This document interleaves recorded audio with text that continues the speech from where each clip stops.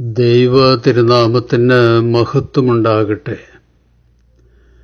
ജീവിതം ഹൃദ്യവും ഊഷ്മളവുമാക്കുവാൻ സഹായിക്കുന്ന രണ്ട് കാര്യങ്ങളുണ്ട്. മാപ്പ് കൊടുക്കുന്നതും മാപ്പ് ചോദിക്കുന്നതുമാണ് ആ രണ്ട് കാര്യങ്ങൾ. നമുക്ക് ചിന്തിക്കുവാൻ കഴിയുന്നതിനേക്കാളൊക്കെ അധികമായി നമ്മുടെ വാക്കുകൾ പലപ്പോഴും ആഴത്തിലുള്ള മുറിവുകൾ മറ്റുള്ളവരിൽ ഉണ്ടാക്കാറുണ്ട്.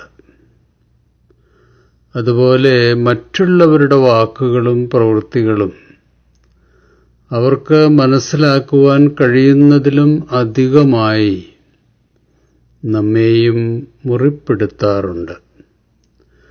അത്തരം നിർഭാഗ്യ സാഹചര്യങ്ങളിൽ പറയുവാൻ പ്രയാസമുള്ള രണ്ട് വാക്കുകളാണ് I am sorry, I forgive. ഈ രണ്ട് വാക്കുകൾ പറയുന്നതിന് പലപ്പോഴും തടസ്സമുണ്ടാക്കുന്നത് നമ്മിലെ പ്രതികാര ചിന്തകളും ഹൃദയ മുറിവുകളും മിഥ്യാഭിമാന ബോധവുമൊക്കെയാണ്. സാധാരണക്കാരേക്കാൾ സമ്പന്നർക്കും ഔദ്യോഗിക സ്ഥാനികൾക്കും സ്വയനീതീകരണക്കാർക്കുമൊക്കെയാണ് മാപ്പ് ചോദിക്കുവാനും മാപ്പ് കൊടുക്കുവാനും ബുദ്ധിമുട്ടുള്ളത്. ആരെയെങ്കിലും വാക്കുകൊണ്ടും പ്രവൃത്തി കൊണ്ടും മുറിവേൽപ്പിച്ചു എന്ന് മനസ്സിലാക്കുമ്പോൾ അധികം പേർക്കും അസ്വസ്ഥതയും കുറ്റബോധവും മനോഭാരങ്ങളുമൊക്കെ ഉണ്ടാകാറുണ്ട്. സ്വന്തം തെറ്റിനെ ന്യായീകരിക്കുന്ന സെൽഫ് ഡിഫെൻസും ഈഗോയുമൊക്കെ സറണ്ടർ ചെയ്യുവാൻ സഹായിക്കുന്ന വാക്കാണ് ക്ഷമിക്കണം എന്നത്. ആത്മാർത്ഥമായി മാപ്പ് ചോദിക്കുമ്പോൾ ഹൃദയ മുറിവുകൾ സൗഖ്യമാക്കും. മുറിവേറ്റവർക്ക് മാത്രമല്ല, മുറിവേൽപ്പിച്ചതിൻ്റെ കുറ്റബോധത്തിൻ്റെ മനോഭാരം ചുമക്കുന്നവർക്കും സൗഖ്യവും സാന്ത്വനവും ലഭിക്കാൻ മാപ്പ് കൊടുക്കലും മാപ്പ് ചോദിക്കലും മാത്രമാണ് ഏക വഴി. സദൃശവാക്യം 28 13 തെറ്റുകൾ മറച്ച് വയ്ക്കുന്നവന് ഐശ്വര്യമുണ്ടാവില്ല. അവ ഏറ്റുപറഞ്ഞ് ഉപേക്ഷിക്കുന്നവർക്ക് കരുണ ലഭിക്കും. ആരാധനയ്ക്കും ആത്മീയ അനുഷ്ഠാനങ്ങൾക്കും മുമ്പ് മറ്റുള്ളവരുമായുള്ള ഇടർച്ചകൾ പറഞ്ഞു തീർത്ത് അനുരഞ്ജനപ്പെടണമെന്നാണ് കർത്താവിൻ്റെ കൽപ്പന. വിശുദ്ധ മത്തായിയുടെ സുവിശേഷം 5 നീ ബലിപീഠത്തിൽ കാഴ്ചയർപ്പിക്കുമ്പോൾ നിന്റെ സഹോദരന് നിന്നോടെന്തെങ്കിലും വിരോധമുണ്ടെന്ന് അവിടെ വെച്ച് ഓർത്താൽ കാഴ്ചവസ്തു അവിടെ ബലിപീഠത്തിന് മുമ്പിൽ വച്ചിട്ട് പോയി സഹോദരനോട് രമ്യതപ്പെടുക. പിന്നെ വന്ന് കാഴ്ചയർപ്പിക്കുക. നീ പ്രതിയോഗിയോട് വഴിക്ക് വെച്ച് തന്നെ വേഗം രമ്യതപ്പെട്ടുകൊള്ളുക.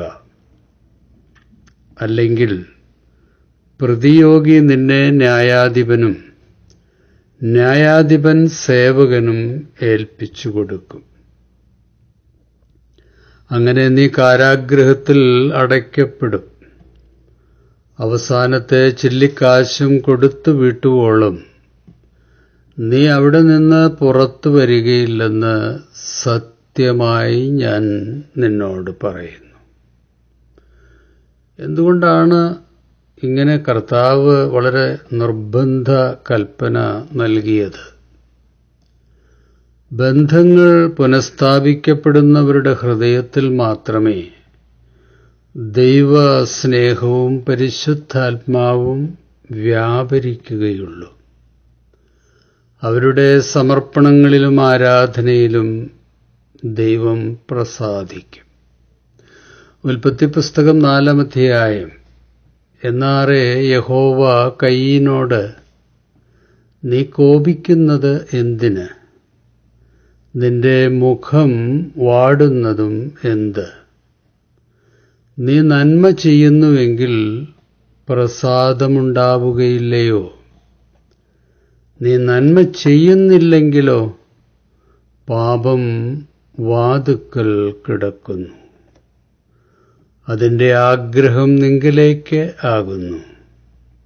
നീയോ അതിനെ കീഴടക്കണമെന്ന് ദൈവം കൽപ്പിച്ചു.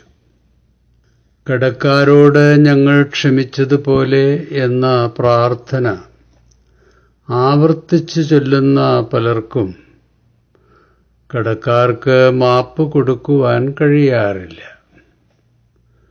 കർത്തൃപ്രാർത്ഥനയിൽ കടക്കാരോട് ക്ഷമിക്കാമെന്ന് കർത്താവിന് ഉറപ്പ് കൊടുത്തതാണല്ലോ എന്ന് ചിന്തിക്കാനും ഉപാധികളില്ലാതെ മാപ്പ് കൊടുക്കുവാനും അധികം പേരും തയ്യാറാകുന്നില്ല, അവർക്ക് കഴിയുന്നതുമില്ല. ഇത് വാസ്തവത്തിൽ ദൈവകൽപ്പനയോടുള്ള നിഷേധമാണ്. നമ്മുടെ കടക്കാർ നമുക്കുണ്ടാക്കിയ ഹൃദയ മുറിവുകൾ അവർക്ക് മാപ്പ് കൊടുക്കുന്നതിന് പലപ്പോഴും തടസ്സമാകാറുണ്ട്. മുറിവേൽപ്പിച്ചവരുടെ മേലുള്ള നിയന്ത്രണം നഷ്ടപ്പെടുമെന്ന തോന്നലും മാപ്പ് കൊടുക്കുന്നതിന് തടസ്സമാകാറുണ്ട്. വെറുപ്പും വിദ്വേഷവും പ്രതികാര ചിന്തകളുമൊക്കെ കഴിഞ്ഞകാല ദുഃഖസ്മരണകളിൽ നമ്മെ പൂട്ടിയിടുന്ന ചങ്ങലകളും ബന്ധനങ്ങളുമാണ്. ഇത് ജീവിതത്തിലെ സന്തോഷം നഷ്ടപ്പെടുത്തും, ആന്തരിക സമാധാനത്തിന് തടസ്സമാകും. മുറിവേറ്റവർ മുറിവേൽപ്പിച്ചവരോട് വെറുപ്പും പ്രതികാരവും മനസ്സിൽ സൂക്ഷിക്കുമ്പോൾ വീണ്ടും വീണ്ടും വീണ്ടും സ്വയം മുറിവേൽക്കപ്പെടുകയാണ്. അതൊഴിവാക്കുവാനുള്ള സമുന്നത സമീപനമാണ് പൗലോസ് അപ്പോസ്തലൻ നമുക്ക് പറഞ്ഞു തരുന്നത്. എഫേസ്യ ലേഖനം 4-ാം അധ്യായം. നിങ്ങളുടെ നാവിൽ നിന്ന് തിന്മയുടെ വാക്കുകൾ പുറപ്പെടാതിരിക്കട്ടെ. കേൾവിക്കാർക്ക് ആത്മീയ ചൈതന്യം പ്രദാനം ചെയ്യുന്നതിനായി അവരുടെ ഉന്നതിക്ക് ഉതകും വിധം നല്ല കാര്യങ്ങൾ സന്ദർഭമനുസരിച്ച് സംസാരിക്കണം. രക്ഷയുടെ ദിവസത്തിനു വേണ്ടി നിങ്ങളെ മുദ്രിതരാക്കിയ ദൈവത്തിന്റെ പരിശുദ്ധാത്മാവിനെ നിങ്ങൾ വേദനിപ്പിക്കരുത്. സകല വിദ്വേഷവും ക്ഷോഭവും ക്രോധവും അട്ടഹാസവും ദൂഷണവും എല്ലാ തിന്മകളോടും കൂടെ നിങ്ങൾ ഉപേക്ഷിക്കുവിൻ. ദൈവം ക്രിസ്തു വഴി നിങ്ങളോട് ക്ഷമിച്ചതുപോലെ നിങ്ങളും പരസ്പരം ക്ഷമിച്ചും കരുണ കാണിച്ചും ഹൃദയ ആർദ്രതയോടെ പെരുമാറുവിൻ. മാപ്പ് കൊടുക്കുമ്പോൾ മുറിവുകളെയും അതുണ്ടാക്കിയ അപമാനത്തെയും നമ്മൾ നിസ്സാരമായി കാണുകയല്ല, മറിച്ച് മുറിവുകളെയും വേദനകളെയും സൗഖ്യമാക്കാൻ ദൈവമുമ്പാകെ ഹൃദയം സമർപ്പിക്കുകയാണ് ചെയ്യുന്നത്. മാപ്പ് കൊടുക്കുമ്പോൾ കടക്കാരുടെ തെറ്റുകളെ നിസ്സാരമായി കാണുകയല്ല, മറിച്ച് മുറിവുകളുടെ വേദനയിൽ നിന്നും പ്രതികാരത്തിന്റെ ഭാരത്തിൽ നിന്നും സ്വതന്ത്രമാകുവാനും ദൈവസ്നേഹം നമ്മിലേക്ക് ഒഴുക്കുവാനും നമ്മൾ ദൈവത്തെ അനുവദിക്കുകയാണ്. ക്രൂശിലെ സഹന വേദനയുടെ പാരമ്യത്തിൽ ക്രിസ്തു പറഞ്ഞു, പിതാവേ, അവരോട് ക്ഷമിക്കണമേ, അവർ ചെയ്യുന്നതെന്തെന്ന് അവർ അറിയുന്നില്ല. വിശുദ്ധ ലൂക്കോസ് 23:34. കിടക്കാരോട് ക്ഷമിക്കണമെന്ന് ഉപദേശിച്ച കർത്താവ് ക്രൂശിലെ വേദനയുടെ ആധിക്യത്തിൽ ആ ഉപദേശം പ്രാവർത്തികമാക്കുകയാണ് ചെയ്തത്. തന്നെ അനുഗമിക്കുന്നവർ തീർച്ചയായും കടക്കാരോട് ക്ഷമിക്കണമെന്ന് ക്രിസ്തു വ്യക്തമായി പറഞ്ഞു.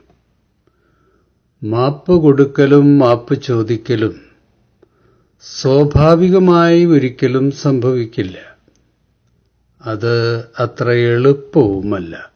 കാരണം ജഡത്തിന്റെ അടിസ്ഥാന പ്രതികരണ രീതി എതിർപ്പും പ്രതികാര ചിന്തകളുമാണ്.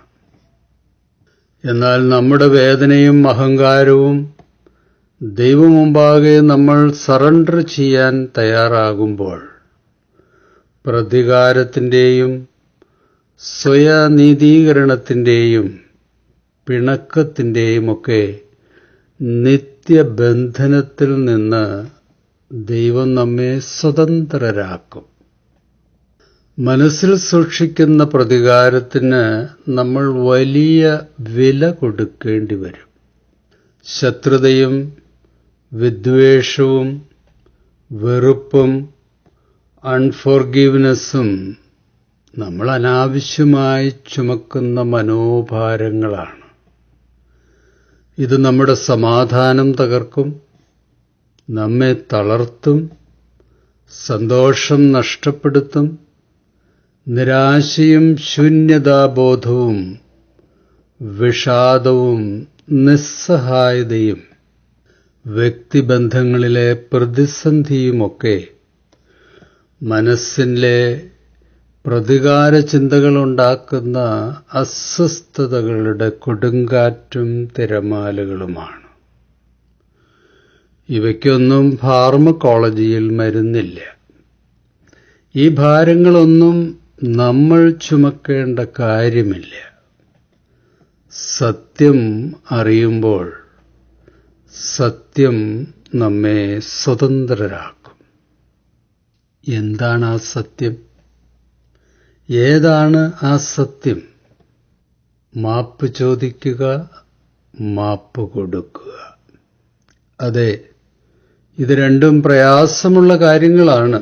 പക്ഷേ അതിന് തയ്യാറാകുമ്പോൾ നിഷേധചിന്തകളുടെയും വികാരങ്ങളുടെയും ഭാരങ്ങൾ കർത്താവിൻ്റെ മുമ്പിൽ ഇറക്കി വയ്ക്കുമ്പോൾ നമ്മുടെ ഹൃദയത്തിലും ഭവനത്തിലും ദൈവത്തിൻ്റെ സമാധാനത്തിന് ഇടമുണ്ടാകും. തകർന്ന ബന്ധങ്ങൾ പുതുക്കിപ്പണിയപ്പെടും. മനോഭാരങ്ങൾ എടുത്തു മാറ്റപ്പെടും. ടെൻഷനും പിരിമുറുക്കവും ഇല്ലാതെ ജീവിക്കുവാനും ദൈവം തരുന്ന മനോഹരമായ ജീവിതം അനുദിനം ആസ്വദിക്കുവാനും നമുക്ക് കഴിയും. ദൈവമേ, മാപ്പ് ചോദിക്കുവാനും മാപ്പ് കൊടുക്കുവാനും കഴിയാത്ത എൻ്റെ മുറിവേറ്റ മനസ്സിനെയും നിഷേധവികാരങ്ങളെയും അങ്ങയുടെ മുമ്പിൽ സമർപ്പിക്കുന്നു. കടക്കാരോട് ക്ഷമിക്കുവാനും ക്ഷമ ചോദിക്കുവാനുമുള്ള കൃപ തരേണമേ. അങ്ങയ്ക്ക് എന്നെ പൂർണ്ണമായും സുഖമാക്കുവാൻ കഴിയുമെന്ന് ഞാൻ വിശ്വസിക്കുന്നു. കർത്താവേ, സുഖമാകാൻ എനിക്ക് മനസ്സുണ്ട്. എന്നിലെ നിഷേധചിന്തകളുടെയും വികാരങ്ങളുടെയും യെറീഹോ മതിലുകളെ പൊളിച്ചു മാറ്റണമേ. ഭാരമെന്നെ ജീവിക്കുവാൻ എനിക്ക് വേണ്ടി ഭാരമുള്ള കുരിശ് ചുമന്ന ക്രിസ്തുയേശുവിന്റെ വിസ്മയ നാമത്തിൽ അപേക്ഷിക്കുന്നു. കൃപയോടെ കേൾക്കണമേ. ആമേൻ. ശുഭാശംസകളോടെ എ പി ജോർജച്ചൻ.